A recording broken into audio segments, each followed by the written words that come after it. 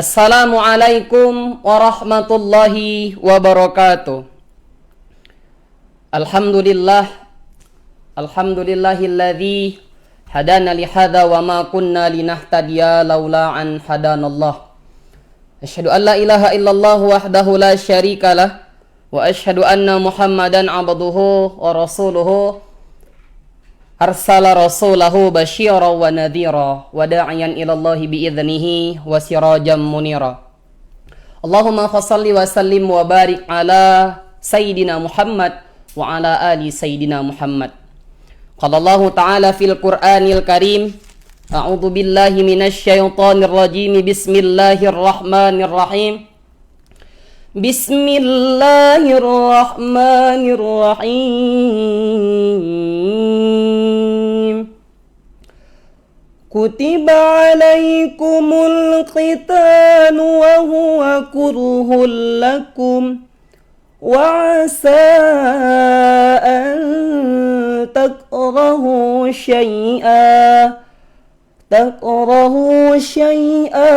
wa huwa khairul lakum wa asa an tuhibbu syai'an wa huwa syarrul lakum wallahu ya'lamu wa antum la ta'lamun.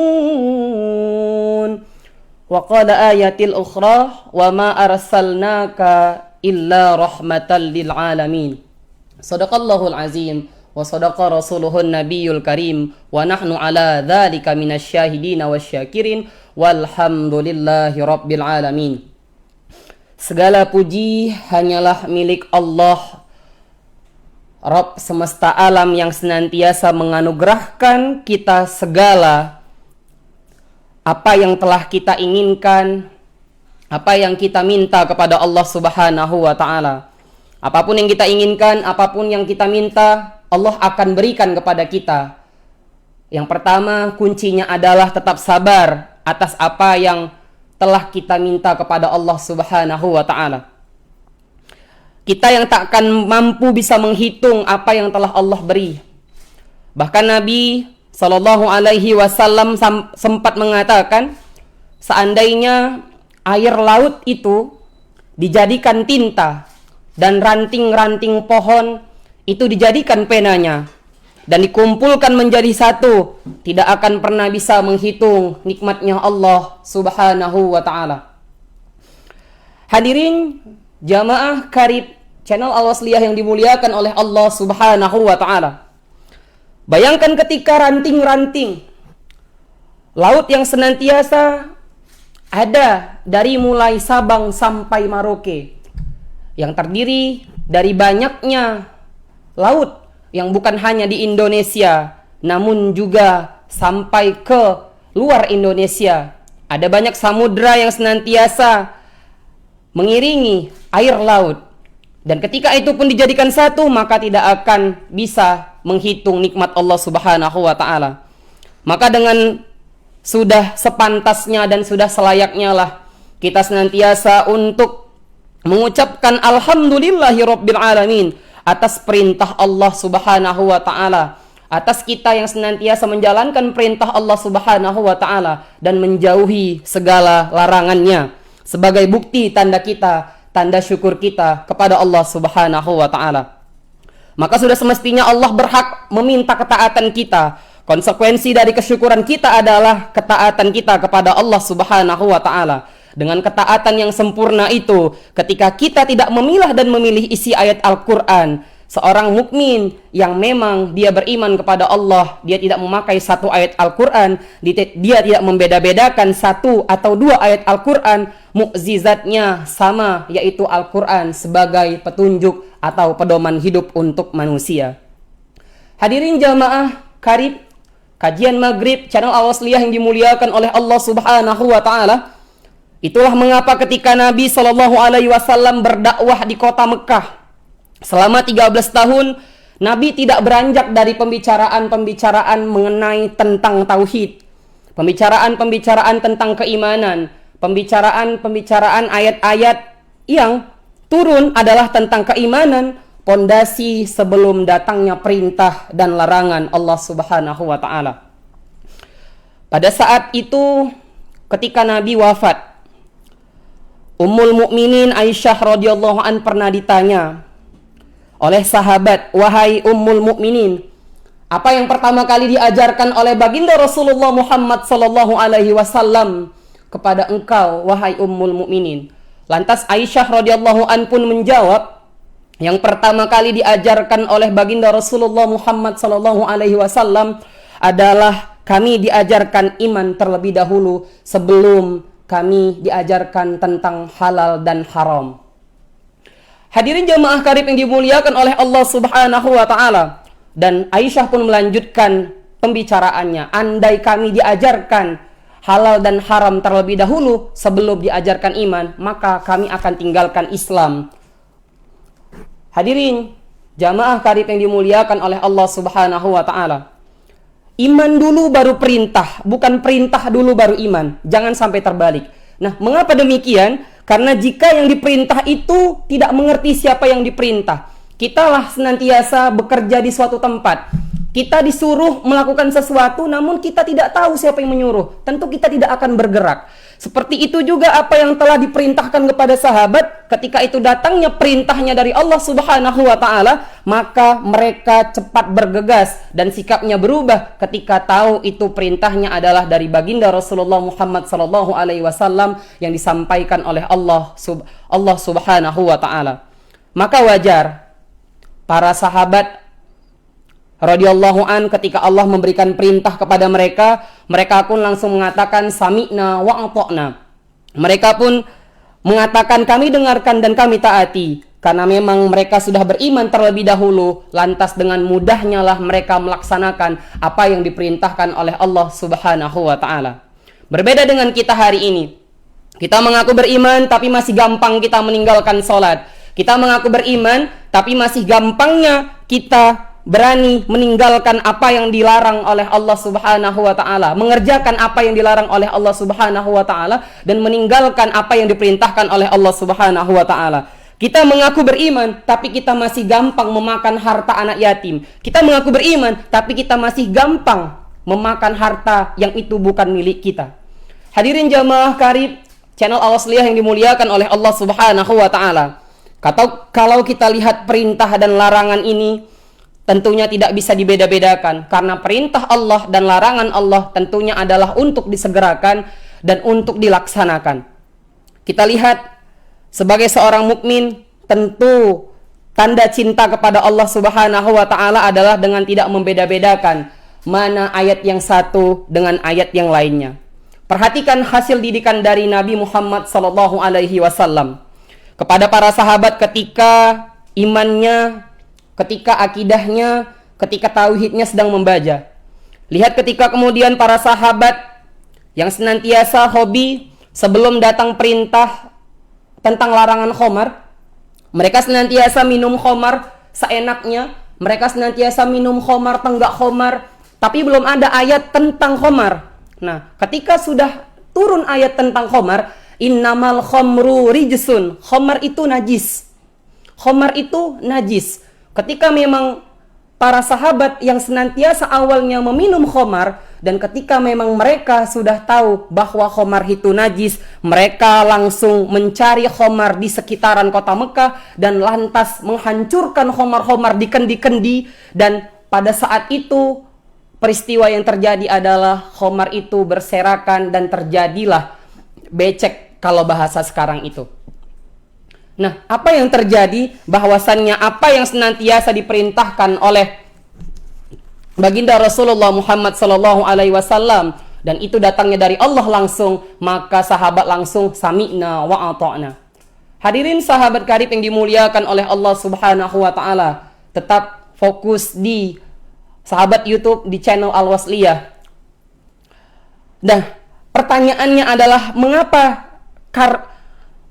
demikian mereka yang sudah mengimani Allah, ketika datang perintah Allah langsung mereka segera bergegas? Nah, jawabannya adalah mereka sudah mengimani. Iman, al-imanu yazid wa yanqus. Iman mereka sudah naik. Nah, tanpa mengkonfirmasi, mereka langsung melaksanakan apa yang Allah perintahkan, taat tanpa tapi, tanpa nanti. Luar biasa. Coba kita lihat peristiwa lain yang terdapat dalam Sirah Nabawiyah. Ketika sahabat yang bernama Mus'haf bin Umair, beliau ini Masya Allah sedang merasakan manisnya keimanan, sedang tinggi-tingginya imannya, merasakan dahsyatnya keimanan, ketika diperintahkan oleh Nabi SAW hendak berhijrah ke kota Madinah untuk mendakwahkan para tokoh yang ada di Madinah, mereka lantas Mus'haf bin Umair ini tidak menunda-nunda. Ketika baginda Rasulullah Muhammad SAW mengatakan hijrah, dia langsung berhijrah tanpa berpikir 1 atau 2 detik pun. Padahal dia adalah salah satu sahabat yang baru masuk Islam. Dia lantas meninggalkan ibunya, dia lantas meninggalkan keluarganya demi untuk berdakwah ke Madinah. Sahabat karib yang dimuliakan oleh Allah Subhanahu wa taala, ketika dia sudah meninggalkan ibunya untuk memilih berdakwah ke kota Madinah, adalah satu pilihan yang sangat luar biasa, di mana dia tidak peduli dengan apa yang terjadi dalam dirinya, resiko yang akan ia dapatkan, yang penting ia berdakwah untuk Islam. Sahabat karib, channel Al-Wasliyah yang dimuliakan oleh Allah Subhanahu wa taala, bahwasanya Mus'haf bin Umair ini adalah salah satu yang memberikan dampak besar, keimanan yang kokoh untuk masyarakat Madinah pada saat itu, sehingga masyarakat Madinah pada saat itu mendapatkan iman yang sangat luar biasa dari pergerakan Mus'haf bin Umair yang meninggalkan keluarganya demi untuk berdakwah ke Madinah. Dan ia mendapatkan baiat dari masyarakat Madinah, dan setelah itu ia kembali ke Mekah untuk mengajak para masyarakat Mekah, kaum muslimin, untuk hijrah dari Mekah ke kota Madinah. Dan kemudian pada saat itu Madinah menjadi negara Islam adidaya yang memang sangat disegani oleh negara-negara lain. Dan selanjutnya adalah lihat peristiwa seorang Syahabiyah, para wanita muslimah yang ketika Allah memerintahkan untuk menutup aurat, ketika Allah memerintahkan untuk menutup aurat-aurat mereka, lantas ketika sudah datang ayat tersebut, mereka langsung ambil penutup tubuh mereka, mereka ambil spray mereka, mereka langsung ambil penutup badan yang senantiasa itu untuk menutupi diri mereka, untuk memelihara diri mereka, bahwasanya muslimah yang baik adalah yang tertutup, yang senantiasa tanda keimanan seorang muslimah adalah menutup tubuhnya dengan pakaian yang tertutup, yang senantiasa membedakan dirinya dengan masyarakat jahiliyah pada saat itu. Sahabat karib yang dimuliakan oleh Allah Subhanahu wa taala, lihat pula kemudian bagaimana para sahabat yang awalnya tidak mengerti tentang diharamkannya riba, ketika ayat-ayat riba diturunkan, ayat riba ini diturunkan secara tahap demi tahap. Ketika memang sudah Allah berpesan wa ahallallahu al-bai'a wa harrama riba, Allah haramkan semua jenis riba, dari yang memang dia bunganya kecil, dari yang dia bunganya besar, dari yang memang dia sedikit, yang banyak, yang memang itu adalah untuk merugikan orang lain dan mendapatkan keuntungan yang besar untuk diri sendiri. Maka keharaman itu ditinggalkan oleh sahabat dan mereka meninggalkan praktek-praktek ribawi pada saat itu. Hadirin jamaah karib channel Al-Wasliyah yang dimuliakan oleh Allah Subhanahu wa taala. Maka jamaah kajian maghrib yang dimuliakan oleh Allah Subhanahu wa taala, dari sini kita paham betapa mulianya ketaatan mereka, betapa sangat luar biasanya keimanan mereka, sehingga mereka mendapatkan predikat takwa dari Allah Subhanahu wa taala. Inna akramakum indallahi atqakum. Sesungguhnya orang yang paling mulia di sisi Allah adalah orang-orang yang bertakwa, yang mereka bukan hanya patuh terhadap perintah Allah, namun mereka menjauhi apa-apa yang Allah larang. Hadirin jamaah karib channel Al-Wasliyah yang dimuliakan oleh Allah Subhanahu wa taala, sudah semestinya kita selaku orang yang senantiasa beriman kepada Allah dan Rasul-Nya, ketika Allah meminta kita untuk taat, Allah meminta kita untuk sholat, hendaknya kita sholat.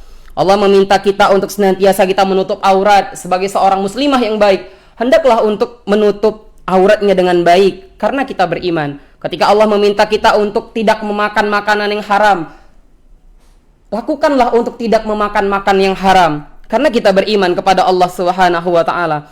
Nah, karena kita yakin kepada Allah Subhanahu wa ta'ala, dengan apa yang Allah perintahkan, yang itu ada manfaatnya. Ketika Allah menyuruh kita untuk sholat, ada inna sholata tanha anil fahsya'i wal munkar. Sesungguhnya sholat itu mencegah dari perbuatan buruk dan mungkar. Ketika Allah memerintahkan kita untuk senantiasa menutup aurat, karena wanita-wanita terjaga itu ibaratkan dia adalah buah mangga. Ketika mangga itu dipegang-pegang oleh laki-laki, ya, ketika tubuh seorang wanita dipegang-pegang oleh laki-laki, maka tidak akan ada lagi harganya. Namun ketika itu seperti menutup aurat, seperti halnya durian. Durian itu apa bahasanya ya? Durian itu runcing di luar dan dia tidak senantiasa gampang orang untuk memegangnya. Ketika memang dilewati itu dengan penuh cara-cara yang memang dihalalkan oleh Allah, dinikahi, maka dia akan tahu isi dari seorang perempuan itu, yaitu seperti durian harum yang memang benar-benar memiliki hal-hal yang indah di dalamnya. Hadirin jamaah karib channel Al-Wasliyah yang dimuliakan oleh Allah Subhanahu wa ta'ala, jangan pernah takut bahwasannya kita ditinggal oleh Allah Subhanahu wa ta'ala. Allahu Razak, innallaha ma'ana. Allah yang selalu bersama kita. Inilah sikap seorang inilah sikap seorang muslim yang tidak pernah menunda-nunda ketaatan kepada Allah. Ketika dia bertakwa kepada Allah, ketika ia menjalankan ketakwaannya kepada Allah, Islam tanpa nanti, tanpa tapi. Jamaah kajian maghrib yang dimuliakan oleh Allah Subhanahu wa ta'ala, maka keimanan kita, amanu billah, kita yakin Allah itu ada. Kita yakin Allah mendengar doa-doa kita. Kita yakin Allah memberikan rezeki untuk kita. Kita yakin Allah memperhatikan tingkah laku dan sikap baik kita. Maka kita yakin pula bahwa Allah lah yang membalas kebaikan dengan keburukan. In ahsantum ahsantum li anfusikum, fa in asya'tum falaha. Ketika kamu melakukan kebaikan, maka kebaikan itu akan kembali kepadamu. Dan ketika kamu melakukan keburukan, maka keburukan itu juga akan kembali lagi kepadanya. Maka jangan pernah semena-mena dengan apa yang kita lakukan kepada orang lain. Bahwasannya bukan hari ini dibalas oleh Allah, bukan besok dibalas oleh Allah, tapi ada beberapa season. Welcome. Tunggu saja saatnya. Bahwasannya Allah tidak akan tidur dengan orang-orang yang zalim kepada diri kita. Oleh sebab itu, ketika kita sudah paham dengan satu ayat, jangan pernah kita meninggalkan ayat lain. Allah Subhanahu wa ta'ala berfirman, afatu'minuna bi ba'dil kitab wa takfuruna bi ba'din. Apakah kalian mengambil sebagian ayat-ayat kami dan mencampakkan ayat-ayat kami lainnya? Hadirin jamaah karib channel Al-Wasliyah yang dimuliakan oleh Allah Subhanahu wa ta'ala. Dari ayat ini, ketika ia mengambil beberapa ayat dan mencampakkan ayat-ayat lain, apakah ini sikap orang beriman? Mengambil ayat yang ia suka sesuai dengan kepentingannya, lantas ia campakkan ayat yang mengganggu kepentingannya, yang menganggap ayat-ayat satu dengan ayat yang lainnya itu saling mengganggu dirinya, memecah belah bangsa katanya, yang katanya ada ayat-ayat yang membuat gaduh seperti di dalam surat Al-Maidah. Bukan.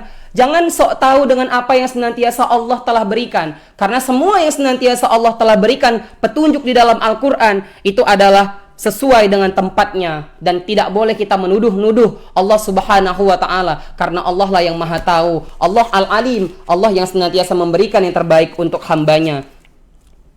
Dan di dalam ayat Al-Quran jelas dinyatakan, wa ma arsalnaka illa rahmatan lil alamin. Aku turunkan Islam ini untuk rahmat. Rahmat itu adalah bentuk kasih sayang Allah kepada kita, sehingga ketika kita memang sudah merasakan rahmat dari kasih sayang yang Allah turunkan, kita tidak lagi berpikiran negatif kepada Allah. Coba yang pertama, kita melihat bahwasannya Allah haramkan riba. Nah, di mana pasti riba itu membawa keburukan. Wa ahallallahu al-bai'a wa harramar riba. Allah menghalalkan jual beli tapi tidak riba. Di mana kita lihat riba, praktek-praktek bunga, praktek-praktek yang senantiasa sekian persen, nanti di kemudian hari dia grogoti, dan pada akhirnya kita juga yang pada akhirnya merasakan kegelisahan, bahkan merasakan hal yang tidak kita inginkan, dan pada akhirnya kita yang rugi. Nah, season selanjutnya mungkin di kajian riba akan kita bahas. Dan selanjutnya Allah mewajibkan kita untuk sholat, pasti membawa kebaikan dan menjauhkan keburukan untuk kita. Di mana tadi sudah saya sampaikan, innas sholata tanha 'anil fahsya'i wal munkar. Sesungguhnya salat itu mencegah dari perbuatan fahsya, perbuatan tercela dan perbuatan mungkar. Nah, coba kita lihat gerakan salat. Bukan hanya salat ini dalam segi agama saja, namun salat pun ketika kita melaksanakan salat itu dengan tumakninah, ada banyak hal-hal yang tak pernah terfikirkan oleh kita. Salat itu membawa tubuh kita sehat. Ketika kita ruku, aliran darah mengalir secara lancar ke otak. Ketika kita sujud, dari darah yang berada di atas, dari jantung yang berada di atas dan otak yang berada di bawah mengalirkan aliran darah ke otak. Dan itu membuat otak seseorang menjadi cerdas ketika aliran darahnya tercukupi dengan baik.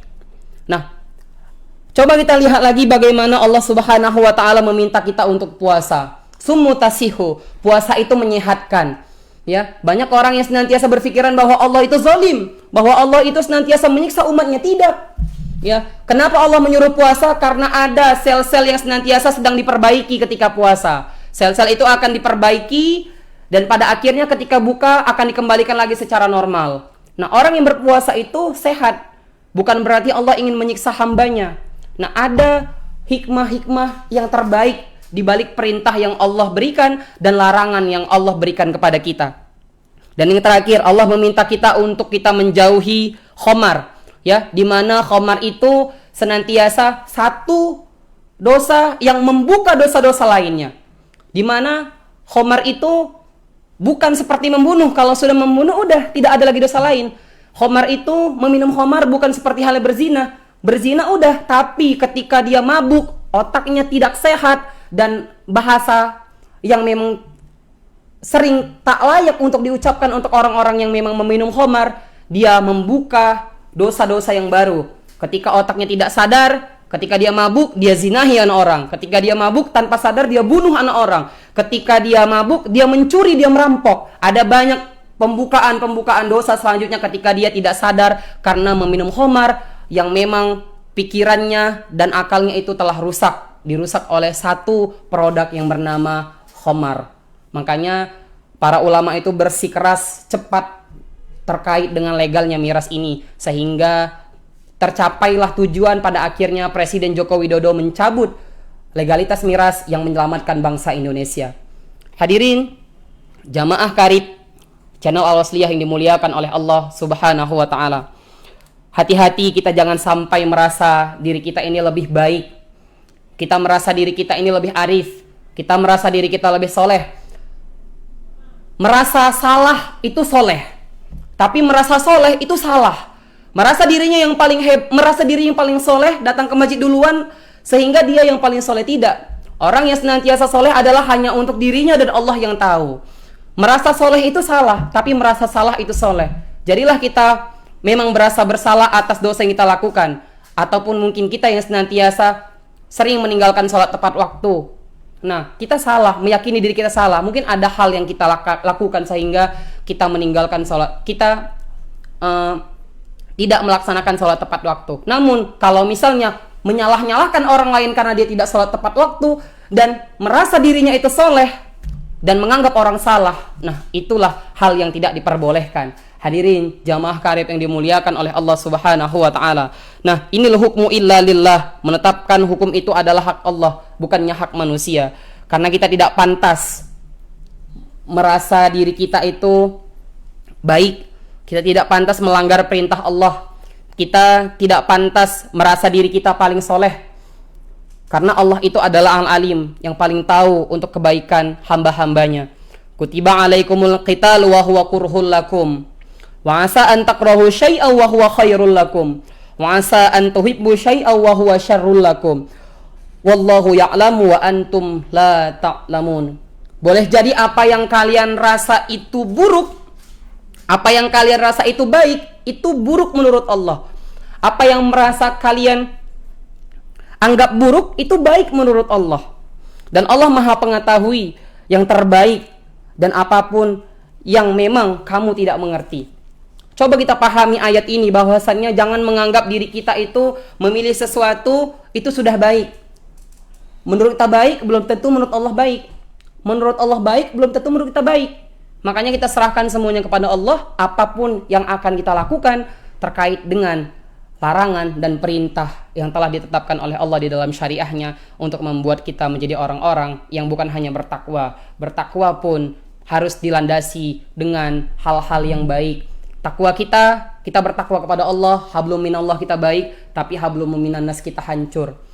Ya, maka benar-benarlah kita menjadi pribadi, bukan hanya pribadi yang bertakwa kepada Allah, namun juga pribadi yang insanun kamil, yang senantiasa benar-benar menjadi orang-orang yang bukan hanya terpilih di langitnya Allah, namun juga terpilih untuk orang-orang yang berada di sekitar kita. Oleh karena itu, jamaah karib channel Al-Wasliyah yang dimuliakan oleh Allah Subhanahu wa taala, mari sama-sama kita memohon kepada Allah Subhanahu wa taala, semoga kita termasuk orang-orang yang beriman, orang-orang yang senantiasa bukan hanya menjalankan apa yang Allah perintahkan, tapi juga menjauhi apa yang Allah larang. Kalaulah kita menjalankan apa yang Allah perintahkan, namun kita masih tetap begibah, kita masih juga melaksanakan sholat tepat waktu, namun setelah selesai sholat tepat waktu kita menceritakan aib orang lain, kenapa dia sholat tidak tepat waktu. Ketika kita memang benar-benar meminta kepada Allah untuk mengampunkan dosa-dosa kita, setelah selesai sholat kita gibahi orang, kenapa dia tidak sholat, kenapa dia tidak sholat. Tak usah urusin orang lain, uruslah diri kita sendiri, karena kita nanti yang akan melewati jembatan Shiratal Mustaqim, bukan mengajak-ngajak orang, tapi melibatkan diri kita sendiri yang akan berjuang untuk masuk ke dalam surganya Allah. Boleh kita peduli kepada orang lain, tapi memang peduli itu khususnya untuk mengajak dia ta'muruna bil ma'ruf wa tanhauna 'anil munkar, bukan memvonis dia, bukan memvonis dia. Lantas seorang yang memang memiliki akhlak yang baik adalah bagaimana hablum minallah itu baik dan hablum minannasnya juga baik. Bagaimana ia bertakwa kepada Allah namun ia merangkul orang-orang yang berada di sekitarnya untuk senantiasa juga bertakwa kepada Allah tanpa mencari kesalahan-kesalahannya. Hadirin jamaah karib yang dimuliakan oleh Allah Subhanahu wa taala, dengan ini mari kita cari keberkahan Allah Subhanahu wa taala dengan selalu melaksanakan perintah Allah, terutama salat. Man taraka salata muta'ammidan faqad kafara jihara. Barang siapa yang meninggalkan salat secara sengaja, maka kafirlah ia secara nyata. Inna awwaluma yuhasabu bihil 'abdu yaumal qiyamati bis shalah. Sesungguhnya yang pertama kali nanti dihisap pada hari kiamat kelak adalah yang pertama salat. Salat adalah pembuka kebaikan-kebaikan. Tapi ingat bahwa salat pun juga bisa membuat kita jadi celaka. Fawailul lil musallin. Celakalah orang-orang yang salat. Alladzina hum an salatihim sahun, alladzina hum yura'un wa yamna'unal ma'un. Orang-orang yang salat akan celaka ketika ia mencari kesalahan-kesalahan orang lain. Ketika selesai sholat, ia menunjukkan bahwasanya ia yang paling baik. Ia ria terhadap ibadahnya. Ia mencari kesalahan-kesalahan orang lain. Ia ceritakan orang lain. Rugi, hancur amalnya. Karena apa yang dilakukannya adalah hanya untuk mencari ridha Allah. Mencari ridha Allah diperbolehkan asalkan kita juga memang benar-benar tidak melakukan dosa. Yang memang dosa itu akan menjerumuskan kita, bukan hanya membuat kita itu nanti hancur di dunia, bukan hanya membuat kita itu nanti hancur di akhirat, tapi memang kesialan-kesialan itu diakibatkan dari dosa-dosa yang kita lakukan di muka bumi ini. Mungkin hanya ini saja yang bisa saya sampaikan pada kesempatan kali ini. Tetaplah menjadi orang-orang yang senantiasa bertakwa kepada Allah Subhanahu wa taala. Bahwasanya takwa itu bukanlah diri kita merasa baik. Takwa itu menjadikan diri kita itu benar-benar berpengaruh untuk orang lain. Coba lihat Nabi senantiasa dilempari oleh tinja ketika mengajak orang-orang untuk dekat kepada Allah, berdakwah kepada Allah, namun ia tidak balas. Lantas kita yang senantiasa baru menjadi diri ini baik, lantas kita memvonis orang lain tidak baik. Coba cari tahu terlebih dahulu kenapa ia tidak melaksanakan apa yang telah Allah perintahkan. Ajak, rangkul, nasihatin, tapi dengan nasihat yang ahsan, yang senantiasa membuat dia berubah, bukan memvonis-vonis dia yang senantiasa ia tidaklah melaksanakan perintah Allah dengan baik. Hadirin jamaah karib yang dimuliakan oleh Allah Subhanahu wa taala, melalui mimbar ini saya Toat Setiadi MPD menyampaikan rasa terima kasih yang sebesar-besarnya kepada channel Al-Wasliyah, AW Al-Wasliyah, yang senantiasa telah memberikan wadah kepada kami, Himpunan Dai Nusantara, menyampaikan 1-2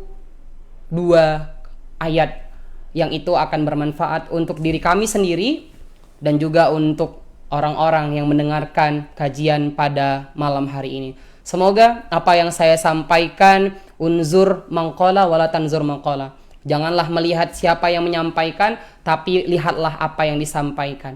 Mungkin yang menyampaikan ini badannya kecil, mungkin yang menyampaikan ini pendidikannya rendah, mungkin yang menyampaikan ini hanya tamatan yang senantiasa tidak sama dengan tamatan-tamatan lain.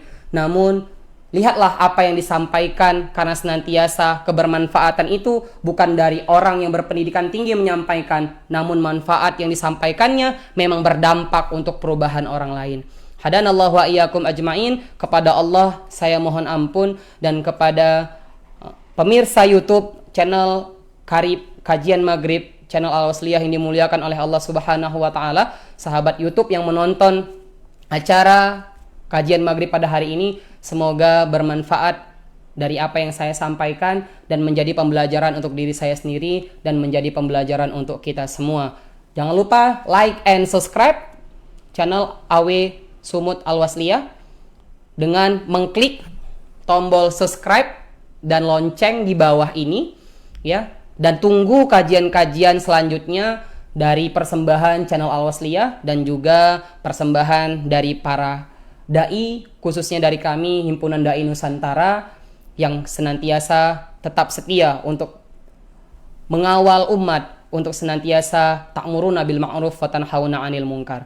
Hadanallahu wa iyyakum ajmain ila liqa' ma'as salamah. Assalamualaikum warahmatullahi wabarakatuh.